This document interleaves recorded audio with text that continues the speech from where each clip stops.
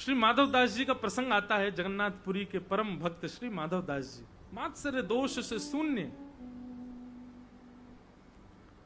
उनका बहुत सम्मान होने लगा था जगन्नाथपुरी में। क्यों? क्योंकि वो जब मंदिर में जाते थे तो उनको देख के ठाकुर जी झूमते थे। दुनिया ठाकुर जी को देख के झूमती है, वो ठाकुर जी जब वो ठाकुर जी के सामने आते ठाकुर जी झूमते थे। और ये दृश्य जब लोगों ने देखा तो लोगों ने देख करके सोचा कि बहुत बड़े साधक हैं, उनकी बड़ी प्रशंसा होने लगी, सम्मान होने लगा। अब तो महाराज ये स्थिति कि वो माधव दास जी अपनी कुटिया से निकले और वहां से जगन्नाथपुरी मंदिर तक हजारों लोग खड़े हैं, कोई आरती कर रहा है, कोई पुष्प बरसा रहा है, सब उनकी बड़ी, माधव दास जी को बड़ी इससे बेचैनी होती थी। बोले ठाकुर जी ये इतना सम्मान क्यों दिला रहे हैं आप? मंदिर में गए, जगन्नाथ प्रभु से प्रार्थना करने लगे, बोले इतना सम्मान मत दिलाओ भगवान। भगवान बोले हमारी इच्छा है, हमको अच्छा लगता है, सब आपका सम्मान करते हैं, हम तो दिलाएंगे। माधव दास जी बोले मुझे ही कुछ करना पड़ेगा, ये सब तो आपका प्रपंच है मुझको फंसाने के लिए, ताकि मैं सम्मान के आदी हो जाऊं और आपको छोड़ दूं। माधव दास जी अब सोचने लगे ऐसा क्या करूं कि मेरा अपमान हो, मैं ऐसा क्या करूं कि जिससे थोड़ा सा ये सम्मान की स्थिति से मैं बाहर जाऊं।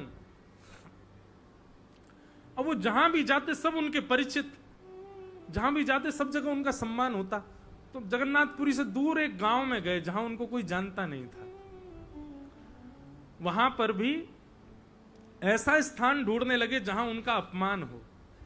तभी देखा कि एक मैया जो है वो 5-6 बालकन के पीछे डंडा लेके भाग रही है, मारवे के काजे।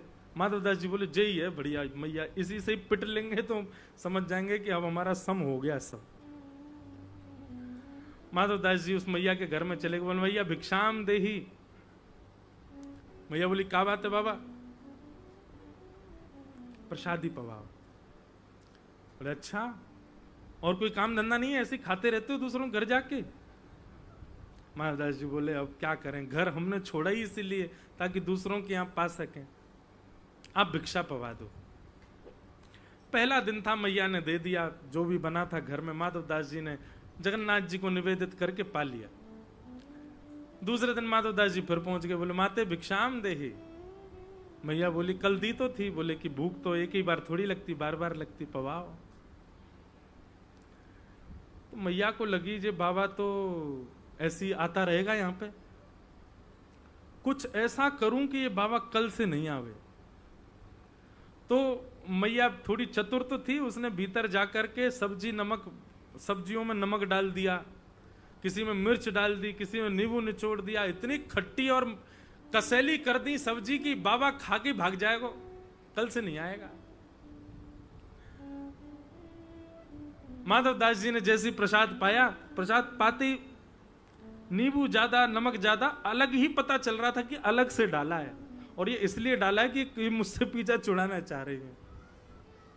पर माधवदास जी ने तो खूब प्रेम से पाया, महाराज एक दाना नहीं छोड़ा। मैया बोली बाबा कैसा लगा? बोले बहुत स्वाद, कल से ज्यादा स्वाद। मैया बोली नमक मिर्च और नींबू तो कोई प्रभाव ही नहीं कर रहे इस पर। कोई बात नहीं, 2 ही बार पाएगा, अब तो शायद नहीं आएगा। तीसरे दिन माधवदास जी फिर पहुंच गए, माते भिक्षाम दे।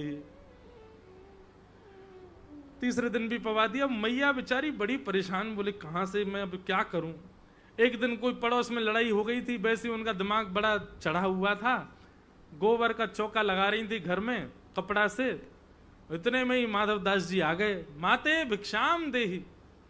मैया बड़बड़ा रही थी, बोले लड़ती हैं मुझसे, ऐसे करती हैं, ये करती हैं, इनको देख लूंगी, सब जानती नहीं है अभी मुझको। इतने में माधवदास जी आए, माते भिक्षाम देही। ये और आ गया, पकड़ करके पोंछा फेंक करके मारा, बोले ये ले भिक्षा, आज इसी को पाले भिक्षा में।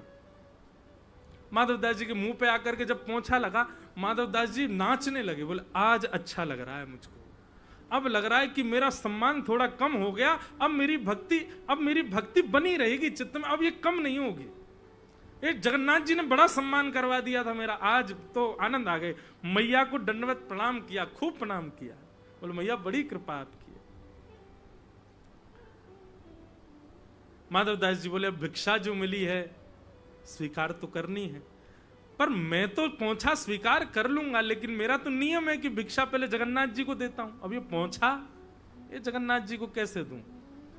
तो माधवदास जी तुरंत गए, उसको जल से धो लिया और उसके जो रोए थे उनको अलग अलग करके दीपक बना करके घी डाल करके अग्नि प्रज्वलित करके जगन्नाथ जी की आरती कर दी उससे, और श्री जगन्नाथ जी को निवेदित कर दिया। निर्मत सराणाम सताम, यही प्रसंग ऐसा ही सुनाई देता है श्री हरिराम व्यास जी का। श्री हरिराम व्यास जी संतों की इतनी सेवा करते थे कि एक बार एक संत उनकी परीक्षा लेने पहुंच गए और हरिराम व्यास जी कुटिया में जाकर के बोले, व्यास जी हमको बहुत जोर से भूख लगी, जल्दी प्रसाद पवाओ। तो हरिराम व्यास जी बोले, भगवान श्री जुगल किशोर ठाकुर जी विराज रहे हैं, प्रसादी अभी ठाकुर जी के लिए सिद्ध हुई है, अभी जा रही है मंदिर में, ठाकुर जी प्रसाद पालेंगे, भोग लगा देंगे, फिर उसके बाद प्रसाद हम पाएंगे। संत क्रोधित हो गए, बोले हम इतने भूखे प्यासे तुम्हारे यहां आशा लेकर के आए और तुम हमको अभी और इंतजार करने के लिए आज्ञा करते हो, हमसे कहते हो कि ठाकुर जी पालें फिर पाना।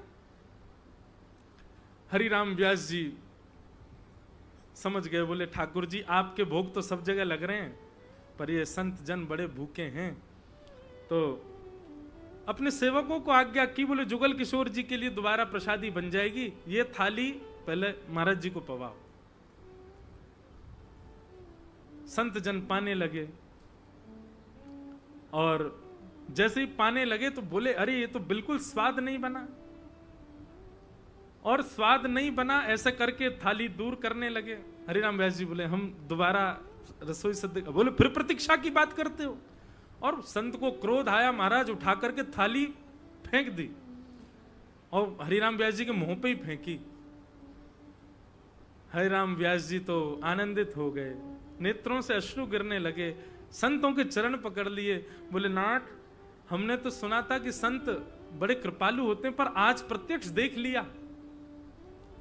चरणों में गिरे हरिराम व्यास जी को जब देखा तो वो संत जो परीक्षा लेने आए वो अपनी परीक्षा तो भूल गए, उठाया, बोले कि अरे हम तो तुम पर क्रोध कर रहे थे, तुम्हारी परीक्षा ले रहे थे कि तुम उल्टा क्रोध करोगे, पर तुम तो आनंद, क्या ऐसा भाव लगा कि तुम चरणों में गिर गए? श्री हरिराम व्यास जी बोले संत जन जिस थाली में प्रसाद पाते हैं उसमें अपना तिनका प्रसाद छोड़ते हैं, उस तिनका प्रसाद को पाने से भक्ति बढ़ती है, पर आप तो इतने दयालु कि आपने पाते पाते पूरी की पूरी थाली छोड़ी नहीं, मेरे मुंह पे ही मार दी, मेरे मुंह में ही मानो पधरा दी। आपने तो बड़ी कृपा की नाथ। ऐसी ऐसी स्थिति है हमारी, बताओ हम लोग हैं दूर दूर तक ऐसे कहीं से भी? बिल्कुल नहीं। इसलिए यहां पर लिखा निर्मत सराणाम सताम, जब तक मात्सर्य दोष चित्त से निवृत्त नहीं होगा, नष्ट नहीं होगा, तब तक अहेतु की भक्ति नहीं आएगी चित्त में। निर्मत सराणाम सताम वैद्यम वास्तवमत्र वस्तु शिवदम तापत्रयोन्मूलनम, वैद्यम वास्तवमत्र वस्तु शिवदम, ठाकुर जी से संबंध कराने वाली ये भागवत की कथा है। भागवत की कथा बंधुओं मैं कहा करता हूं, अन्य अन्य साधनों की पूर्ति के लिए मत श्रवण कीजिए। आपके काम रुके हुए बन जाएं, आपके पितृ मुक्त हो जाएं, आपके ऊपर अन्य अन्य कृपा हो जाएं, ठाकुर जी आपके ऊपर कृपा बनाए रखें, आदि आदि भावों से आप कथा मत सुनो। भागवत की कथा के प्रति तो केवल एक संकल्प होना चाहिए।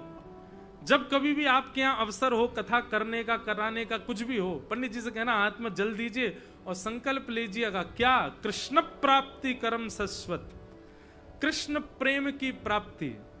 इसी भावना से, इसी साधना से और इसी संकल्प से ही भागवत की कथा सुननी चाहिए। कृष्ण प्रेम मिलता है भागवत की कथा से।